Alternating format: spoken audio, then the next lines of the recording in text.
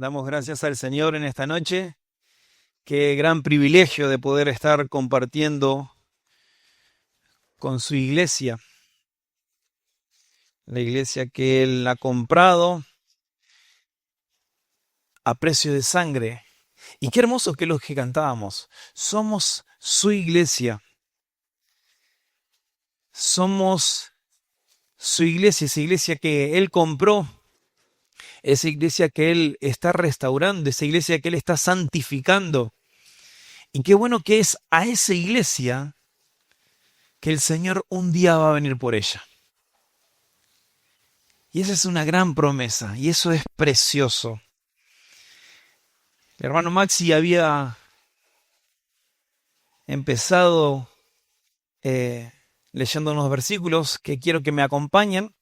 La carta que Pablo escribió a los tesalonicenses. Maxi leyó los 10 versículos, pero me gustaría leer solamente 6 versículos de esto que vamos a estar meditando en esta tarde. Y vamos a leer. Dice Pablo, Silvano y Timoteo a la iglesia de los tesalonicenses, en Dios Padre y en el Señor Jesucristo. Gracia a ustedes y paz. Siempre damos gracias a Dios por todos ustedes, mencionándolos en nuestras oraciones, teniendo presente sin cesar delante de Dios y Padre su obra de fe, su trabajo de amor y la firmeza de su esperanza en nuestro Señor Jesucristo.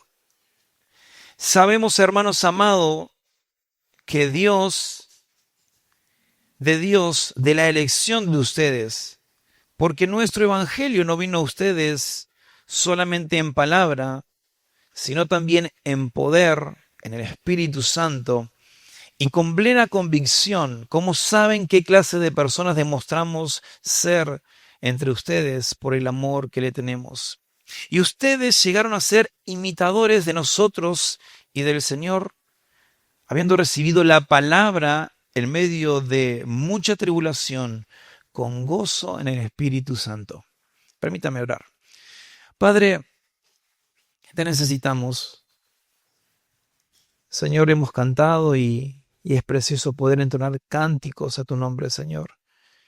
Gracias porque tú eres la centralidad de lo que cantamos. Y es tan hermoso, Señor, saber de que somos tu iglesia. Al abrir tu palabra, Señor, que sea ella transformando y trayendo vida, Señor. Te pedimos en favor de esto, que todo lo que pueda salir de mi boca, Señor, sea Cristo. Que todo lo que podamos compartir sea para la llenura de nuestro ser y que eso sirva para vivir vida transformada por el poder de tu palabra. Te rogamos esto, Señor. En tu nombre oramos. Amén y amén. La iglesia es del Señor. Ella la compró a precio de sangre. Esa es una gran verdad universal para todos aquellos que hemos recibido el Evangelio de la gracia de Jesús y hemos sido salvados por medio de la cruz. Y como iglesia estamos persuadidos de algo, como dice la palabra de Dios, aquel que empezó en ella una buena obra, la va a ir perfeccionando hasta el día de Cristo. Podríamos decir eso de Iglesia Bíblica Ciudad de Dios. Aquello de lo que el Señor empezó, lo irá perfeccionando hasta el día de su venida. Como bien sabemos, en la iglesia somos piedras vivas, edificadas sobre un fundamento, con el sentir de llevar a cabo la obra que nuestro Señor y Salvador, quien es la cabeza de la iglesia, nos ha encomendado.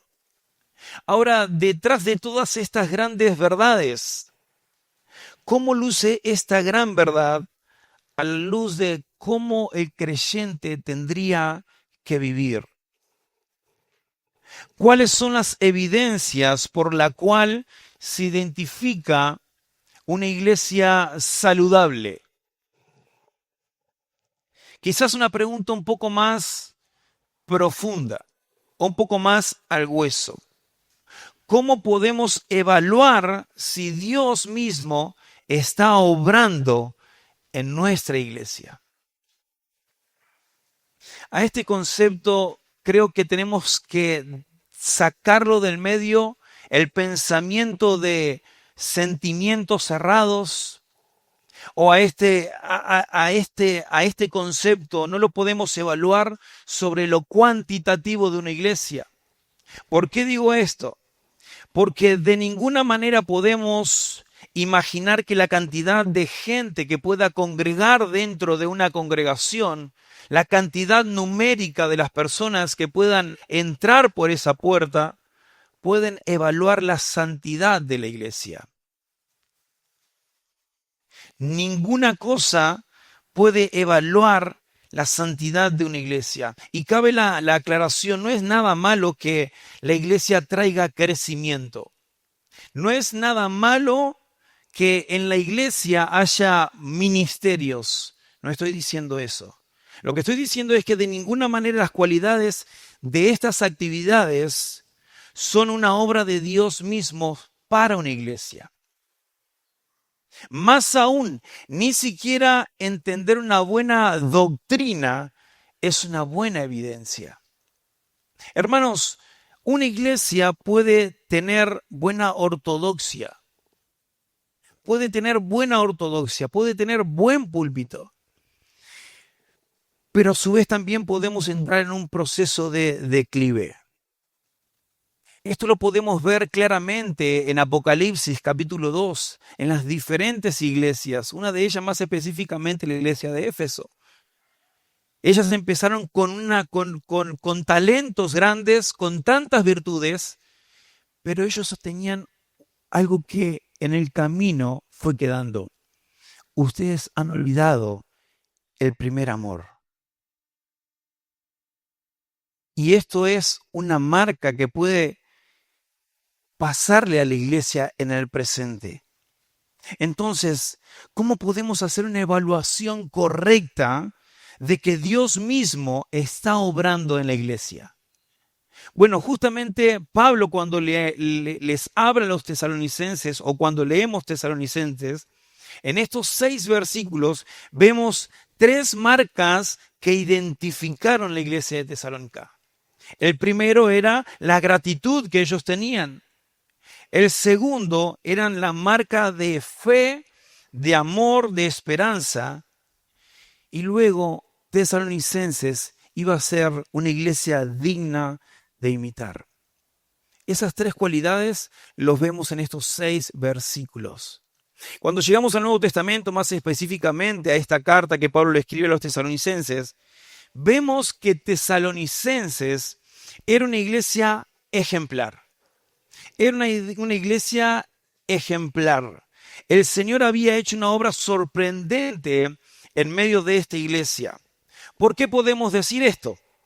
En primer lugar, fue una iglesia que abrazó el Evangelio en un proceso tan corto, en un corto tiempo. Se dice que Pablo, Silvano, que Timoteo pasaron unos más de 15, 20 días predicando el Evangelio a los perdidos. En consecuencia de esto, muchas mujeres, muchos griegos se convirtieron al cristianismo. Y en segundo lugar, fue sorprendente porque esta iglesia llegó a ser una iglesia en un contexto no cómodo, no con la tranquilidad necesaria. Esta iglesia llegó a ser una iglesia en un contexto de persecución. Y cabe la aclaración. Cabe aclarar que después de que Pablo y Silas tuvieron que salir o tuvieron que huir de Tesalónica, esta iglesia quedó totalmente huérfana. Esta iglesia quedó totalmente sin pastor. Hechos 17 declara esto.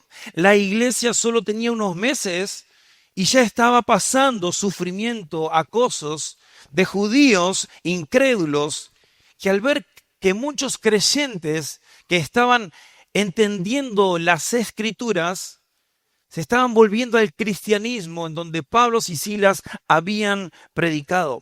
En consecuencia a esta noticia, los judíos hostigaban, en consecuencia a esto perseguían, maltrataban a los nuevos creyentes. Y en medio de esta crisis y preocupación, ahí estaba Pablo y Silas. Ellos escogen una estrategia para tener noticias de qué es lo que estaba pasando en Tesalónica. Y era normal. ¿Por qué? Porque me imagino una persona que solamente 15 días fue, evangelizó, predicó el evangelio, tuvieron que huir. El primer pensamiento de Pablo y Silvano eran, esta iglesia no habrá durado. Esta iglesia no habrá durado. ¿Qué vamos a hacer?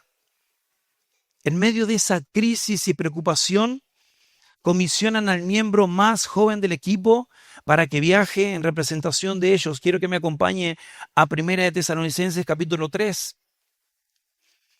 Por lo cual dice, no pudiendo soportarlo más, pensamos que era mejor quedarnos solos en Atenas. Enviamos a Timoteo, nuestro hermano y colaborador de Dios en el Evangelio de Cristo, para fortalecerlos, alentarlos respecto a la fe de ustedes, a fin de que nadie se inquiete por causa de estas aflicciones, porque ustedes mismos saben que para esto hemos sido destinados. Porque en verdad, cuando estábamos con ustedes, les precedíamos que íbamos a sufrir aflicciones, y así aconteció como saben. Por eso también yo, cuando ya no pude soportar más, envié a Timoteo para informarme de su fe, por temor a que el tentador los hubiera tentado y a que nuestro trabajo hubiese sido en vano. Pero ahora Timoteo ha regresado de ustedes a nosotros y nos ha traído buenas noticias de su fe y amor y de que siempre tienen buen recuerdo de nosotros, alegrarnos verlos, como también nosotros a ustedes. ¿Qué es lo que pasó acá? Bueno, Timoteo era el nuevito. Timoteo era nuevo en el ministerio y él tomó la responsabilidad y el riesgo de entrar en Tesalónica. Ahora, lo sorprendente que pasaba en esto era la pluralidad que tenía Pablo, Silvano, la pluralidad que tenía Timoteo. ¿Por qué? Porque su comisión era saber sobre los hermanos y la buena salud espiritual de ellos.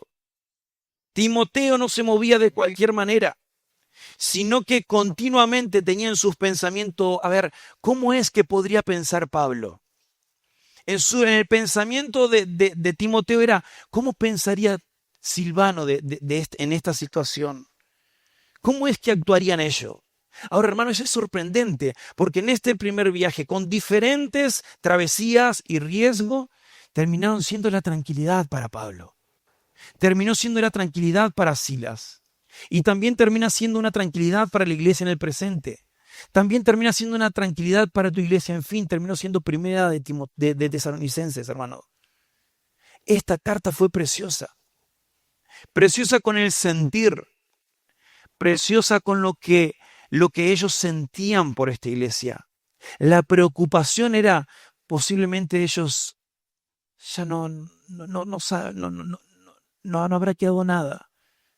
Lo sorprendente es cuando Timoteo regresa y dice, hay una iglesia. Hay una iglesia. La iglesia se ha fortalecido. Tranquilo. Y eso es precioso. Pablo y Silas se sintieron aliviados cuando Timoteo regresó de su primera noticia. Con esta primera noticia. Todavía hay una iglesia en Tesalónica. Esta iglesia no solo había sido, quizás no había sobrevivido a la embestida de Satanás, sino que también había prosperado en su caminar creyente. Cuando Timoteo regresó con la noticia, les dejó la tranquilidad de que los hermanos en la iglesia de Tesalonicenses se habían afianzado en su fe. Se habían afianzado en su fe. La iglesia estaba caminando con Jesucristo y la iglesia estaba dando frutos de verdaderos creyentes. Precioso. Precioso. Ahora, ¿cuál fue la marca que mantuvo viva a la iglesia entre tanta corrupción? ¿Cuál fue la marca? Ellos, lo que dice el versículo 3, trabajaron primeramente en afianzar su fe, en mantener la unidad en el amor y su esperanza puesta en el Señor. La madurez espiritual, querida iglesia, es un crecimiento paulatino. La madurez es un crecimiento paulatino. Quizás va de manera lenta. Hay un refrán que dice, sin prisa, pero sin pausa. Es de manera paulatina.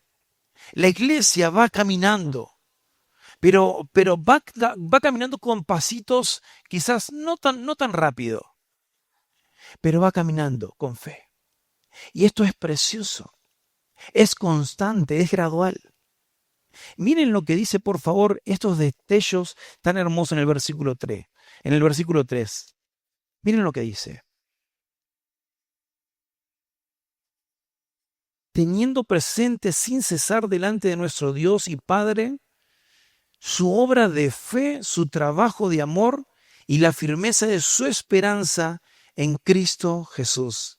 Estas tres observaciones son destellos de soles que para la iglesia de Tesalonicenses fue algo increíble. Fe, amor, constancia, esperanza. Y esto es justamente algo que nosotros sabemos, hermanos. La salvación es por fe. Según Efesios capítulo 2, nos demuestra que nosotros somos salvados no por obras, para que nadie se gloríe. Eso dice en el versículo 8 y versículo 9. Nosotros somos salvados no por obras. Pero inmediatamente que termine el versículo 8 y 9 de Efesios capítulo 2, nos habla de que nosotros somos hechuras suyas, creados en Cristo Jesús para hacer buenas obras. Somos hechuras suyas para hacer buenas obras. La fe obra. La fe tiene frutos. Y de manera que cualquier creyente que es nacido de nuevo refleja esta nueva naturaleza que proviene de ser alcanzado por el Evangelio de Jesucristo. Es imposible, mi querido hermano, que una iglesia saludable no refleje los frutos de una nueva naturaleza. Es imposible. Pablo, cuando recuerda esto en 2 de Corintios, capítulo 5, versículo 17, nos enseña que aquel que está en Cristo, ¿qué es? Nueva criatura, de que lo viejo pasó y de que acá todo es hecho nuevo. Estos nuevos frutos son la evidencia de un caminar creyente. Hermanos, una fe genuina trae obediencia. Una fe genuina trae obediencia y por ende se inclina naturalmente a obedecer a Dios. Y escuchen esa palabra, naturalmente. No tiene que hacer nada de esfuerzo. No tiene que hacer nada de esfuerzo, es naturalmente. No hay cosa forjada. Porque la obra de Dios en el corazón del creyente destila todo buen fruto. En el caminar creyente su vocabulario cambia. El caminar creyente, la reacción de los pensamientos cambian. En el caminar creyente, el accionar es cambiado por gracia. Todo es gracia. Nuestro vocabulario habla con gracia. Nuestras acciones hablan de gracia. Nuestras reacciones, gracias Marquí, tiene gracia. Esto es imposible para aquel que no ha sido regenerado por la obra de Cristo. Es imposible. Es imposible para una persona que no ha conocido a Dios. Es imposible para una persona que no ha sido convertida por el Evangelio. Este tipo de persona puede imitar quizás una religión, puede imitar una vida cristiana, pero querido hermano, estamos delante de un Dios santo que conoce nuestro corazón, nuestro caminar. Él conoce absolutamente todo. Por más esfuerzo que una persona haga alejado del verdadero evangelio, está muerto en sus delitos, en sus pecados. No puede hacer absolutamente nada. Solamente una obra transformada y una regeneración en el interior de esa persona puesta por Dios hace que una persona que incline su vida para poder obedecer correctamente el Evangelio y así vivir para la gloria de Dios. Hermanos, todos los que estamos hoy aquí, necesitamos entender algo. Primeramente, ¿hemos nacido de nuevo? Necesitamos saber otra cosa, nosotros que estamos en Cristo. Sentimos esa transformación profunda. Nosotros que hemos nacido de nuevo, hemos dejado nuestro pasado atrás y decir como Pablo hablaba, ya no vivo yo, sino que Cristo vive en mí y todo lo que vivo ahora lo vivo en la fe en el Hijo de Dios. La fe, hermanos, la fe que obra, la fe es activa. Ese es el primer eslabón de esto. Un segundo eslabón de lo que dice el versículo 3 es el amor. Una segunda forma que marcaba la iglesia de Tesalonicenses era una iglesia que maduraba en amor, que maduró en amor. La palabra obra y amor quizás parecen lo mismo, pero no lo son. La palabra obra muchas veces está relacionado con los frutos, pero la palabra trabajo está relacionado con el esfuerzo que una persona puede hacer. Y es justamente lo que los tesalonicenses tenían. Ellos trabajaban en el amor, ellos trabajaban en la armonía. Nosotros obedecemos a la verdad, hermanos, no por el mero hecho de que hemos recibido y fingimos algo. Nosotros lo hacemos con un amor entrañable. Y lo mismo le pasaba a los tesalonicenses. Primera de Pedro 1:22 era tan palpable en la vida de ellos. Ellos no tenían un amor fingido. Ellos no tenían un amor con un corazón distante a la obediencia. No, todo lo contrario. Ellos eran de entrañable amor, con un corazón puro y sincero. Hermanos, la marca distintiva de nuestra salvación es el amor. Es el amor. En la cruz, Cristo Jesús dio su vida por amor, en rescate por el pecador. Por eso es que cualquier esfuerzo fingido, hermanos, es una muestra de que nosotros todavía quizás no hemos pasado de muerte a vida. Esta gran verdad nos hace recordar a lo que Pablo escribía en 1 Corintios. Si yo hablara en lenguas angélicas, si tuviera el don de la profecía, si entendiera los misterios, tuviera todo el conocimiento, pero si no tengo amor, no puedo hacer nada. No puedo hacer nada. No puedo hacer absolutamente nada. De nada sirve. Y quizás no te identifiques con esta lista de la que hablamos, pero si esto lo identificaríamos con la iglesia local, si esto lo llevaríamos al contexto o al vocabulario de una iglesia local, a las amenazas que quizás pudieran sufrir la iglesia, como quizás la falta del perdón. Si esto lo llevaríamos quizás a la iglesia como la falta de humildad. Hermanos, el amor se demuestra más claramente con lo que una persona puede dar y no esperar nada a cambio. La muestra del amor se ve en la bondad, en la paciencia, en algo que no tiene envidia, en algo que no es arrogante, en algo que no busca lo suyo. Hermanos, el amor se embellece cuando lo damos sin pedir nada a cambio. Es una actitud que nos moviliza a ser como Jesús. A ser como Jesús. Y en la medida que dependemos de su gracia, los resultados van a ser inevitables. Los resultados van a ser evidentes en la vida del creyente. Pablo les recuerda estas grandes virtudes de amor del comportamiento en Gálatas, con 9 virtudes que son indisolublemente vinculadas con una vida llena del Espíritu.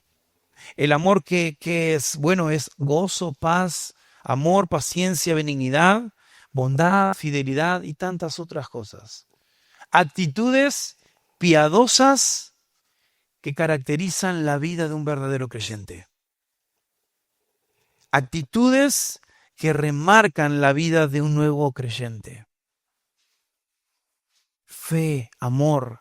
Y fíjense una cosa más, el tercer eslabón era la firmeza de la esperanza.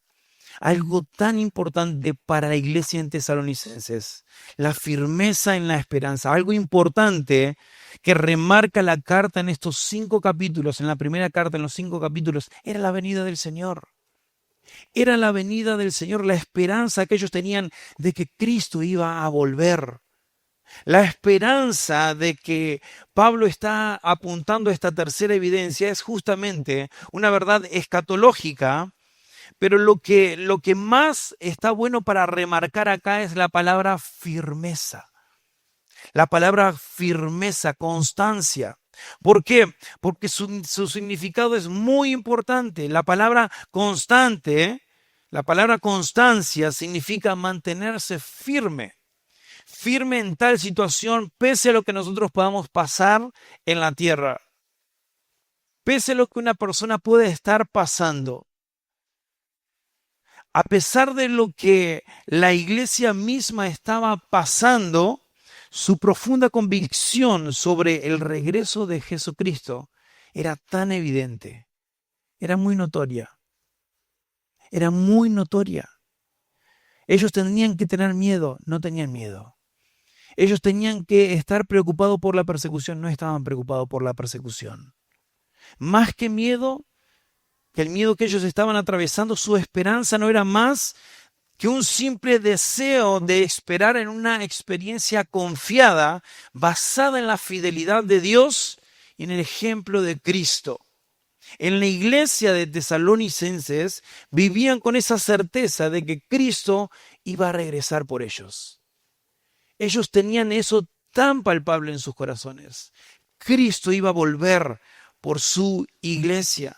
Vivían con esa certeza de que Cristo tarde o temprano iba a venir por ellos. Es por eso que Pablo, cuando se despide de esta primera carta en Primera de Tesalonicenses 5:23, él les dice: y el mismo Dios de paz los santifique por completo, y que todo su ser, espíritu, alma y cuerpo sea preservado irreprensiblemente para la venida de nuestro Señor Jesucristo.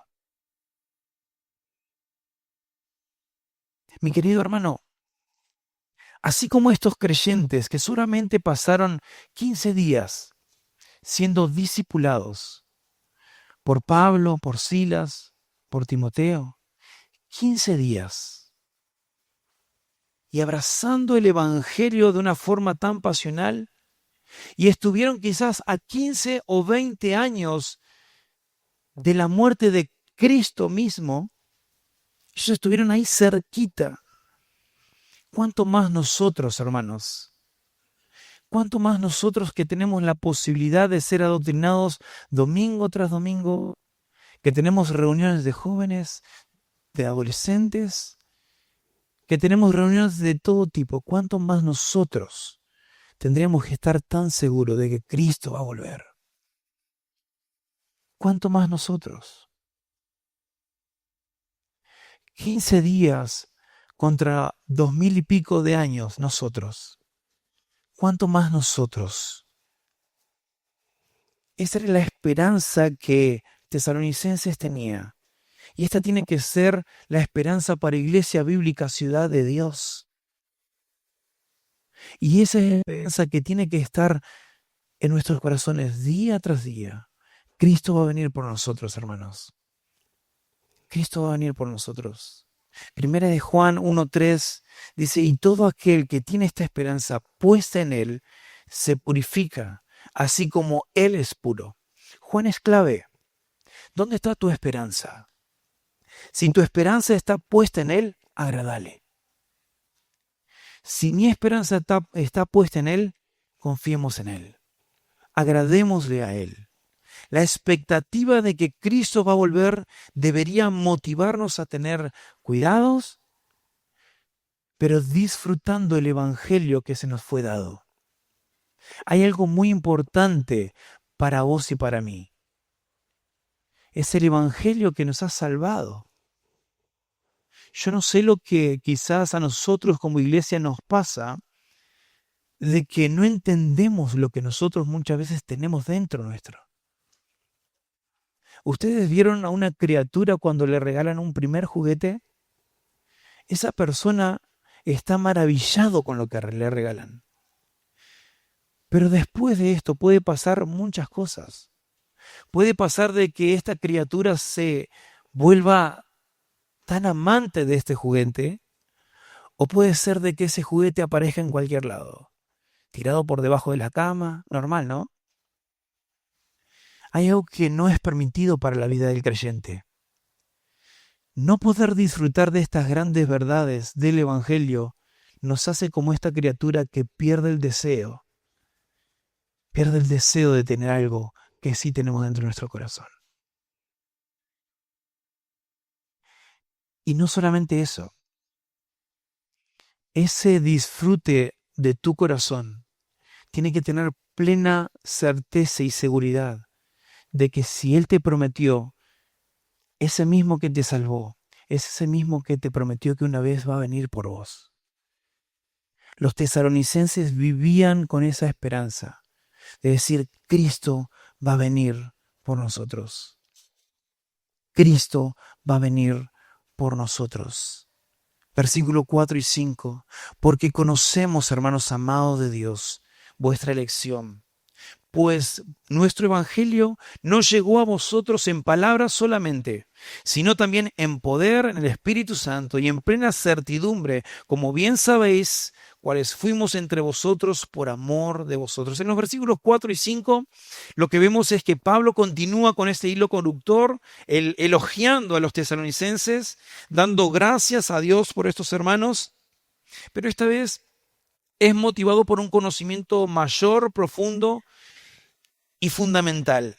Pablo daba gracias a Dios porque estos hermanos eran amados y elegidos por Dios. Todos los ejemplos que la iglesia venía dando en fe, en amor, en esperanza, no eran más que los resultados de una vida alcanzada por la gracia de Jesús. Ellos habían sido elegidos. Claro, el accionar de ellos era evidente. ¿Cómo puede ser que personas en 15 días puedan abrazar este evangelio de una forma que lo abrazaron? Era imposible. Pablo en sus desconfianzas, dudaba, pero también, entiendo algo. Estos hermanos son elegidos por Dios. Elegidos desde antes de la fundación del mundo. La palabra conocer en el original tiene su significado muy particular para un creyente. Su significado se basa en poner atención a algo, percibir algo de antemano, lo cual quiere decir de que aquí esta iglesia habían sido alcanzado por la elección divina de parte de Dios hacia ello. De manera que cuando Pablo ora por estos hermanos amados, ellos saben que habían sido producto de un amor eterno. De un amor eterno. Estos hermanos, como nosotros, habían sido alcanzados por el plan maravilloso de Dios mismo. Y esto es precioso. Esto es precioso. Romanos en todas sus cartas, desde el capítulo 5 al capítulo 8, nos muestra una aclaración tan hermosa de que somos justificados, de que somos salvados. Capítulo 8, nada nos podrá separar del amor de Dios. Capítulo 8 y versículos 29 y 30 dice, porque a lo que antes conoció, también nos predestinó para ser hecho conforme a la imagen de su Hijo, para que Él sea el primogénito entre muchos. Y a los que predestinó, a esto también llamó. Y a los que llamó, a esto también justificó. Y a los que justificó, a esto también glorificó. Ahora, dale vuelta el versículo.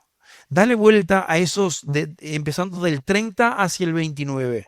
Y hacete una pregunta. ¿A quiénes glorificó? Bueno, a los que justificó. ¿Y a quiénes justificó? Bueno, a los que llamó. ¿Pero a quiénes llamó? A los que de antemano conoció. Tesalonicenses, vos y yo fuimos alcanzados porque alguien pensó en vos y en mí desde antes de la fundación del mundo. Precioso, precioso. Fuimos receptores, hermanos, de ese amor desde la eternidad pasada, y en respuesta, nosotros ahora estamos siendo estimulados a vivir por fe, en amor, en firmeza espiritual. La base de la elección no se encuentra en ningún mérito por parte nuestra. No se centra en nosotros mismos. No se centra en el hecho de que seamos mejores personas, peores personas. No. ¿Saben qué? Él te eligió porque te amó. Y eso es precioso. Él te eligió porque te amó. Dios mismo, creador de todo el universo, de todo lo que existe, soberanamente decidió amarte. Y eso es lo que leemos en estos versículos de Tesalonicenses. Habían sido alcanzados por ese amor eterno. Y quizás nos preguntamos, ¿cómo puede ser una noticia tan grande, ser respondida quizás con una respuesta tan sencilla? No lo sé, no lo sé. Pero sí sé algo, Dios me amó y Dios te amó. Y eso es precioso. Él envió a su Hijo unigénito, como dice Juan 3:16, para todo aquel que en Él crea, no se pierda, mas tenga vida eterna. Versículo 5 dice, porque nuestro evangelio no vino a ustedes solamente en palabra, sino también en poder y en el Espíritu Santo y con plena convicción, como saben qué clase de persona demostramos ser entre ustedes por el amor que le tenemos a ustedes. En otras palabras, podríamos parafrasear lo que Pablo estaba diciendo. Yo sé que ustedes han sido elegidos por Dios, por la obra que el Señor hizo en ustedes, por medio de la predicación de la palabra. Yo sé que ustedes fueron elegidos, porque es evidente lo que le está pasando a ustedes. ¿Saben por qué? Porque el evangelio de ustedes ahora está siendo esparcido por toda Macedonia, por toda Acaya. Es increíble, es increíble. Pero hermanos, hay algo intrínseco en esto. Para entender con profundidad lo que pasó a la iglesia de Tesalonicenses, tuvo que haber decisiones de parte de alguien. Tuvo que haber decisiones de algo. ¿Y saben lo que fue? Que el evangelio llegó a los tesalonicenses por la predicación de su palabra. La predicación de su palabra. El evangelio para los tesalonicenses no les cayó del cielo como un paracaídas. El evangelio vino a ellos por medio de la predicación de Pablo, de Timoteo, de Silvano. La predicación del evangelio, la predicación del arrepentimiento, la predicación de la fe, la predicación del amor, es lo que Cristo mismo hizo en esos 3 años que estuvo con los discípulos enseñándoles. Cristo mismo vino con palabras de arrepentimiento. Arrepiéntanse. Juan el Bautista, arrepiéntanse. Pablo en su primera carta, primera de Corintios, capítulo 15, dice, porque yo no les entregué lo que recibí. Cristo murió por nuestros pecados, fue sepultado y al tercer día fue resucitado conforme a las Escrituras. Así de sencillo. No había elocuencias, no había nada de sabiduría humana, sencillo. Arrepentimiento, fe y acción. Eso es lo que a la iglesia de Tesalonicenses se les predicó. Arrepentimiento, fe y empiecen. Ellos ni siquiera tenían Biblias. Ellos ni siquiera tenían el Antiguo Testamento. Lo único que sabían era el Evangelio de Jesús. Y eso le bastó a caminar con Cristo. Eso fue lo que cautivó la vida de los tesalonicenses. Eso fue lo que pasó, que muchos tomaron ejemplo de tesalonicenses. Hermanos, si querés ser luminar en esta ciudad, en Constitución, hermanos, lo que tenés adentro, lo que está dentro tuyo, no hay que callarlo. No hay que callarlo. Somos una iglesia bíblica, eso es precioso. somos una iglesia que va en crecimiento. No tenés que callarlo. No tenés que callarlo. Yo les entregué lo que recibí, decía Pablo. Es este evangelio. Ahora vivámoslo. Ahora vivámoslo. Así de sencillo. Ahora, ¿por qué tanta efectividad todo esto? Claro, había una obra sobrenatural en todo esto. Era la obra del Espíritu Santo sobre el corazón de estas personas. ¿Por qué el ser humano necesita el poder de Dios para salvación?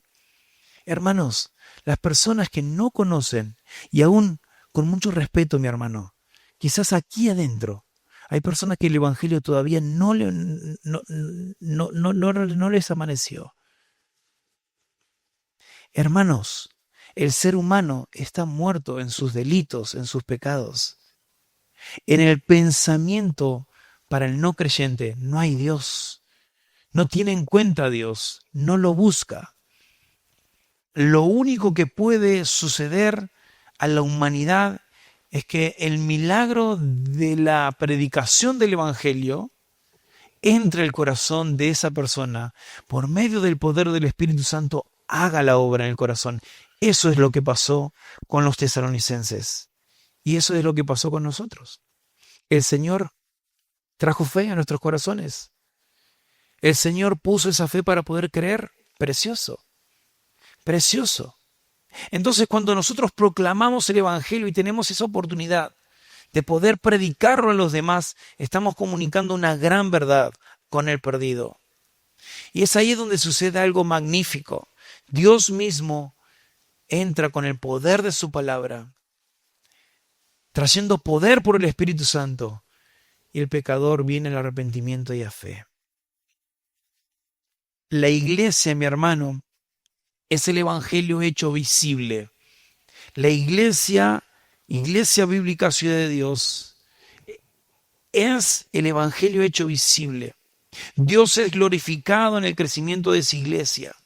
Lo que marca la vida de una iglesia en crecimiento es lo que se vive dentro de la iglesia. Y lo que estamos viviendo es a Cristo. Cuando Cristo es glorificado en nuestras vidas, la iglesia se ve saludable. La iglesia se ve saludable y eso es precioso. Y hermanos, hay algo que nosotros sí tenemos que entender que también es precioso para saberlo. El crecimiento de una iglesia no se dice tanto por lo que se sabe, sino por lo que se predica y lo que se practica. La obediencia es hacer más que decir las cosas. Cuando más obedecemos a Dios por medio de su palabra, de la predicación de su palabra, y eso lo ponemos en obra, los resultados van a venir. Los resultados van a venir. Pero eso tenemos que guardarlo, eso tenemos que atesorarlo. Juan mismo dice, el que guarda mi palabra, en él verdaderamente se ha perfeccionado el amor de Dios. Y en esto sabemos que estamos en él. El que dice que permanece debe andar como él anduvo. Como él anduvo. Y eso es lo que el versículo 6, miren lo que dice el versículo 6, y ustedes llegaron a ser imitadores de nosotros y del Señor, habiendo recibido la palabra en medio de mucha tribulación con gozo por el Espíritu Santo. ¿Qué es lo que había llegado a ser esta iglesia? Imitador. La palabra imitador en el original es mimetai, que tiene que ver con una persona que imita algo, que pone en práctica esto. Nosotros podríamos hablar hoy de quizás un trabajo, el mimo. ¿Qué es lo que hace el mimo? Empieza a mirar las formas de la persona que quizás quiere copiar. Bueno, es lo mismo que el texto nos está diciendo a nosotros acá. Copien la forma de Cristo. Igualen la forma de Cristo. Imiten la forma de Cristo. Y eso es justamente lo que le pasaba a tesalonicenses. Exactamente lo que imitaron de Pablo, de Silas, de Timoteo. Y vuelvo a recalcar, a pesar de que su discipulado duró 3 semanas, estas personas imitaron lo poquito y empezaron a imitar lo que Cristo por medio de su evangelio iba a traer en la vida de ellos. Y fue precioso. Fue precioso. Fue precioso que esto llegó a hacerse tan grande que se empezó a divulgar en Acaya, en Macedonia, Ellos eran ejemplo tan palpable de lo que Cristo, por medio del Evangelio, estaba haciendo. ¡Wow! Tremendo. Tremendo. Qué buen ejemplo nos deja en esta noche. Qué buen ejemplo para Iglesia Bíblica Ciudad de Dios. Nosotros que ya somos iglesia. Nosotros que ya estamos cimentados. Qué buen ejemplo para nosotros, mi querido hermano. Qué buen ejemplo que ellos cuando recibieron, no solamente dice que recibieron la palabra, sino que todos los ídolos los dejaron a un lado. Los dejaron de un lado y siguieron la doctrina de Pablo, de Silvano y de Timoteo. Qué buen ejemplo. 3 semanas y dejando un buen ejemplo. Iglesia Bíblica Ciudad de Dios, quizás es un tiempo muy bueno para pensar y para meditar y para salir de nuestras comodidades, ¿por qué no así decirlo? ¿Saben qué? Mientras la iglesia en muchos conceptos pierde su tiempo, en el mundo hay una estadística tan grande. Dice que en el mundo no más de 150.000 personas están muriendo por día. 150.000 personas están muriendo por día. Esto equivale a que cada hora están muriendo 6.250 personas. Y que cada día, por minuto, están muriendo 104 personas por día. Y si el cálculo no falla, por segundo están muriendo 1.474 personas por segundo. O sea, ahora mismo está muriendo alguien. Ahora mi pregunta es, ¿a dónde van? ¿A dónde están yendo? ¿Qué son de esas cantidades de personas? ¿A dónde van a parar estas miles de personas que quizás no le han llegado el Evangelio? Hermanos, es un tiempo para meditar. Es un tiempo para ser ejemplo, para palpar estos ejemplos claros que tuvo esta iglesia y para ponerlos en práctica y para poder vivir para la gloria del Señor. Hay una frase que me gustó y con esto concluyo. Dice, no es un tonto aquel que pierde lo que puede retener para ganar aquello que jamás puede perder. No es un tonto aquel que pierde lo que puede retener para ganar aquello que jamás puede, que jamás puede perder. Hermanos, la salvación que vos tenés, jamás la vas a poder perder. No te fijes en las cosas terrenales. Quizás haya brojos terrenales que muchas veces nos seducen. No te fijes en eso. Pongamos nuestra esperanza en aquel que prometió. Ese que prometió va a volver por su iglesia. Y nosotros tenemos que estar preparados. Apocalipsis culmina esta gran verdad. La iglesia dice, ven, Señor Jesús. Tesalonicenses tenían esta esperanza. A pesar de que tenía poco tiempo siendo evangelizada, a pesar de que estaban a pocos años de la partida de nuestro Señor Jesucristo, ellos vivían con esa esperanza. Vivamos con esta esperanza, siendo buenos imitadores del Evangelio y llevando gloria a su nombre, para un día poderle ver cara a cara. Amén. Padre, gracias